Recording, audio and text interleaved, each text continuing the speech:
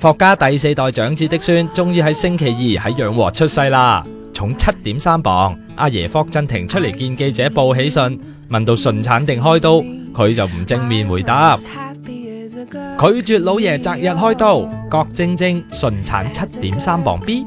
之前一直傳出郭晶晶8月開刀生仔，大整蠱農曆7月14盂蘭節嗰日啦，都傳郭晶晶生仔添，結果梗係又係得個吹字啦。原來霍郭兩家為咗開唔開刀拗咗好耐啦。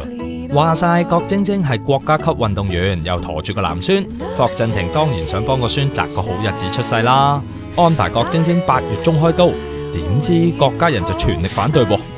話晒郭晶晶係運動員，身體咁好，做咩無端端要去挨一刀啊？